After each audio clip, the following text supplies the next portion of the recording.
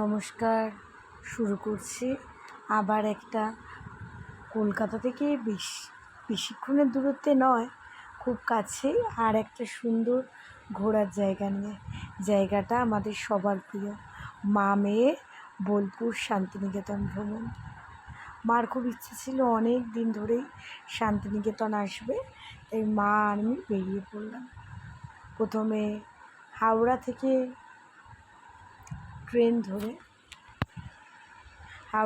Train ধরে শান্তিনিকেতন, ওখান থেকে টোটো দাদার সাহায্য নিয়ে, যেহেতু আগে থেকে হোটেল বুক করে আসিনি, তাই হোটেলটা নিয়ে একটু হোটেল পাচ্ছিলামই না খুঁজে।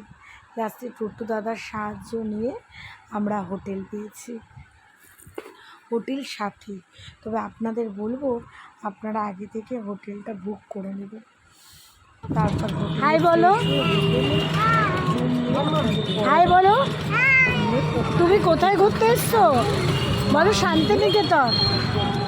আমরা ওকে শান্তিনিকেতনের সাইট সিন ঘোরার জন্য আজকে আমরা সারাদিনে অনেকটা স্পট ঘুরবো। আর এই টোটো দাদাটা খুবই ভালো, এর সাথে আমাদের স্টেশনেই আলাপ হয়েছে, ওই আমাদেরকে দুদিন সব জায়গা ঘোরাবে। তো আমরা রবীন্দ্রভারতী ক্যাম্পাস, বিশ্বভারতী মিউজিয়াম, প্রকৃতি ভবন, সৃজন শিল্পগ্রাম, সোনাঝুরির হাট, কোয়াইয়ের নদী যেখানে বসে রবীন্দ্রনাথ কবিতা লিখেছিল সেই জায়গাটা, কঙ্কালীতলা, আরও রাজবাড়ি, কঙ্কালীতলা, আরও অনেক জায়গায় ঘুরবো। তো হোটেল থেকে ফ্রেশ হয়ে প্রথমেই আমরা যাচ্ছি কঙ্কালীতলার উদ্দেশ্যে। রাস্তার অপূর্ব সুন্দর দৃশ্য, খুব সুন্দর। শান্তিনিকেতন সত্যি, এখানে কবিগুরু রবীন্দ্রনাথ ঠাকুরের ঘোরাচ্ছে। এখানে টোটোতে ঘুমিয়েই পড়েছে, আসলে অনেক সকালে উঠেছে তো ঘুরতে আসবে বলে, তারপর স্নান টান করে বেরিয়েছে।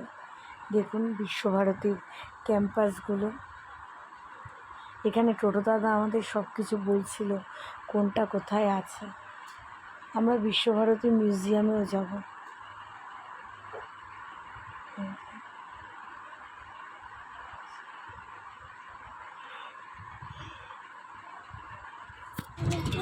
রবীন্দ্রনাথ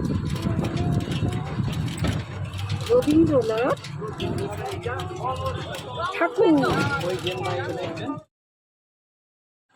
বিশ্বভারতীর ক্যাম্পাসগুলো আমরা ঘুরে ঘুরে দেখছি, যদিও সেদিন একটু মেঘলা ওয়েদার ছিল।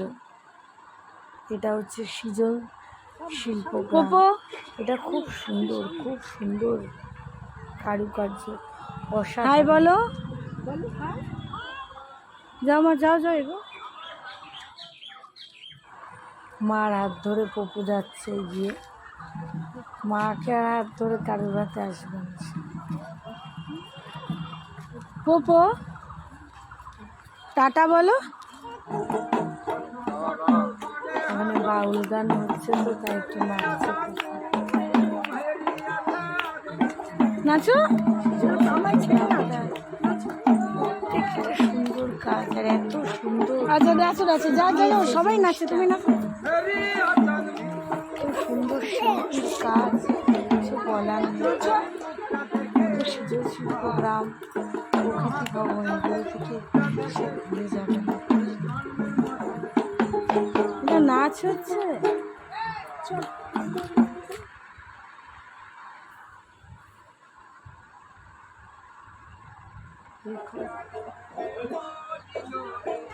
নাচবে তো।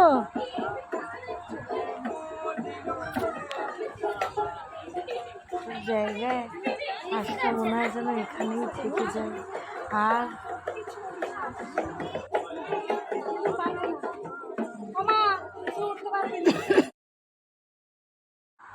যে আমরা এখন রাজবাড়িতে এসেছি,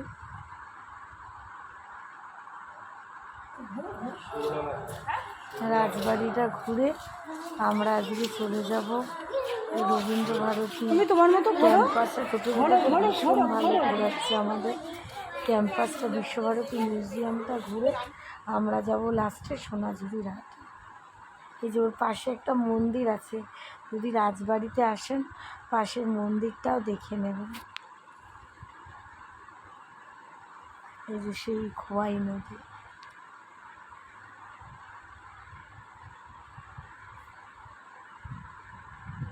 এই যে সোনাঝুরির হাট।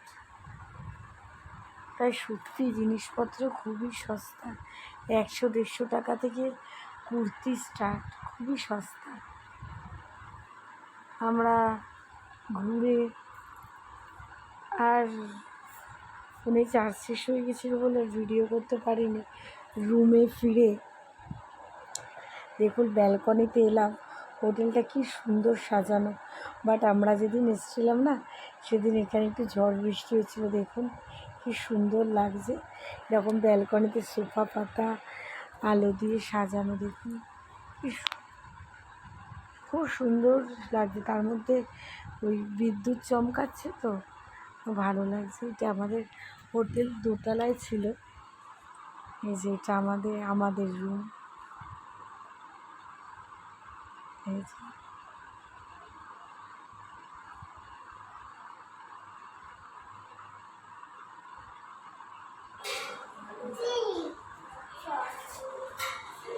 বৃষ্টি আর হচ্ছে না, ঝিরিঝিরি বৃষ্টি হচ্ছিল। বললাম ঘুরতে এসেছি তো যাই একটু আশপাশের মার্কেট বা কিছু সন্ধ্যাবেলা ঘুরে দেখি।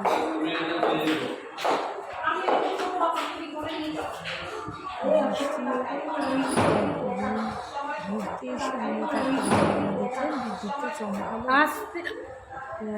পুপু একা একাই সিঁড়ি থেকে নামবে, কারোর হাত ধরবে না। বৃষ্টি আসার আগে একটু ঘুরে রাতে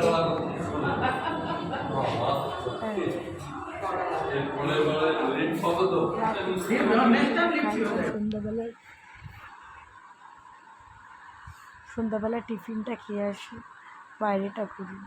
এই দেখুন হোটেলের সামনে থেকে ভিউটা। Good morning.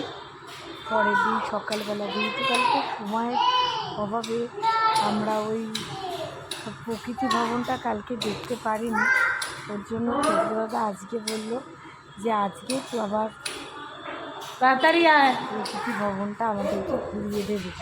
প্রকৃতি ভবন, বুদ্ধদেবের একটা মূর্তি আছে, ওটা ঘুরিয়ে দেবে। তো আমরা সকালবেলা তাড়াতাড়ি আয়, একেবারে ঘুরে আমরা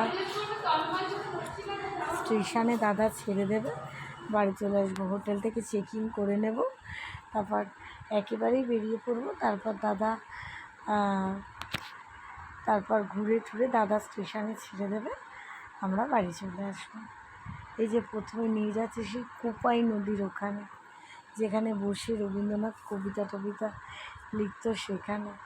আচ্ছা, এখানে আপনারা আসলে এখানে একজনই আছে, আপনারা অন্য জায়গায় মনে হয় পাবেন না, কারণ আমি অনেক জায়গায় দেখি উনি আর ওনার স্ত্রী দুজনেই কথা বলতে পারেন না, এই হাটের এই জায়গাটাতেই বসেন। তো এটা কোপাই নদীর এখানে, তো অসম্ভব সুন্দর। ওনারা ওই পিনদানির কাজগুলো বা অনেক সুন্দর সুন্দর শোপিস তৈরি করেন। 40 টাকা, 50 টাকা, 80 টাকা, 100 টাকা দাম। আপনারা যদি ওনার থেকে নেন খুব ভালো হয়। আর শান্তিনিকেতনে এই জিনিসটা আমি ওনার কাছেই দেখেছিলাম, আমি সোনাঝুরির হাট বা অন্য কোথাও দেখিনি। এই যে দেখুন এই জায়গাটা দিয়ে যাবেন, গেলেই দেখতে পাবেন। এখানেও বাউল, আপনারা এনাদের এখানে বসেও শুনতে পারেন।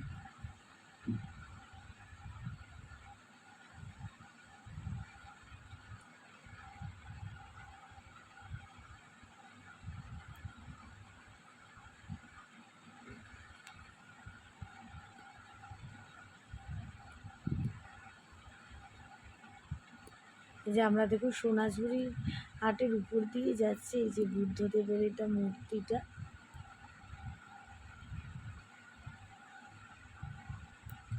এটা প্রকৃতি ভবন।